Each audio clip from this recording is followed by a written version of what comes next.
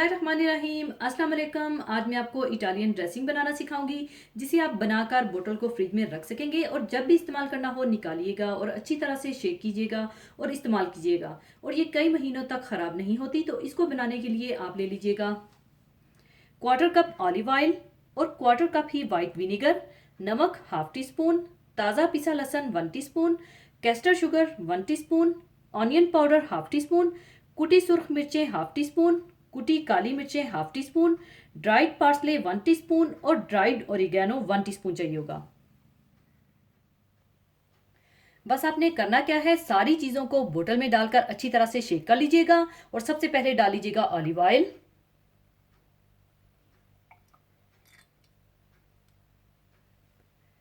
White vinegar,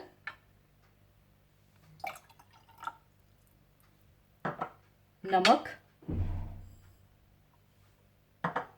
पिसा हुआ लहसुन,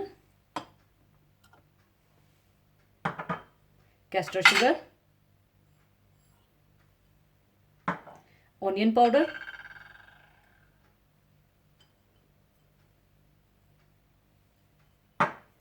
ड्राइड पार्सले, कुटी काली मिर्चें, कुटी सुर्ख मिर्चें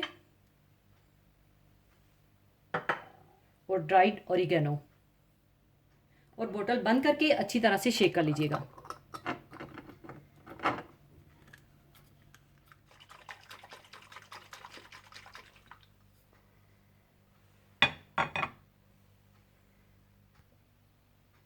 अच्छी तरह शेक करने के बाद इटालियन ड्रेसिंग तैयार है। इसे आप कई महीनों तक फ्रिज में रख सकते हैं, ख़राब नहीं होगी।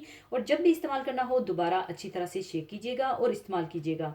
और मुझे दुआओं में याद रखिएगा। और जाने से पहले एक हदीस पाक शेयर करना चाहूँगी। हदीस पाक इस तरह से है।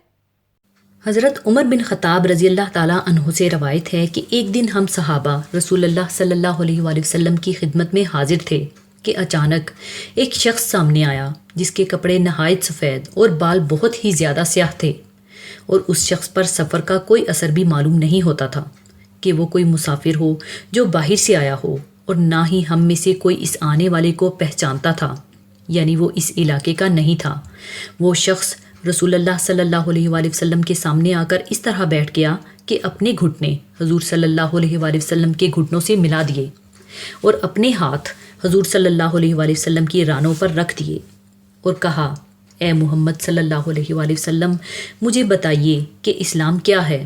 आप सल्लल्लाहु अलैहि वसल्लम ने फरमाया, इस्लाम ये है कि तुम शहादत दो कि अल्लाह के सिवा कोई इबादत के लायक नहीं और मोहम्मद सल्लल्लाहु अलैहि वसल्लम उसके रसूल हैं। नमाज कायम करो, ज़कात अदा करो, रमज़ान के रोज़े रखो, और अगर हज बैतुल्लाह जाने का ख़र्च पास हो तो हज करो।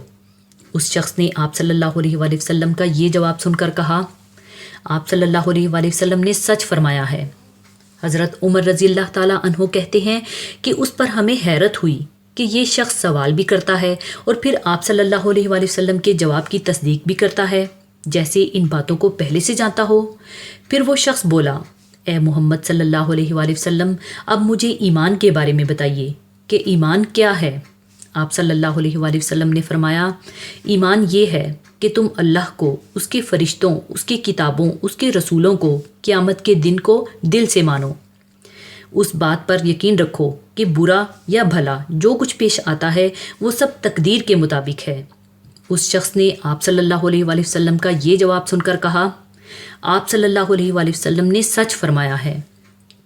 फिर वो शख्स बोला, ए मोहम्मद सल्लल्लाहु अलैहि वसल्लम, अब मुझे एहसान के बारे में बताइए कि एहसान क्या है।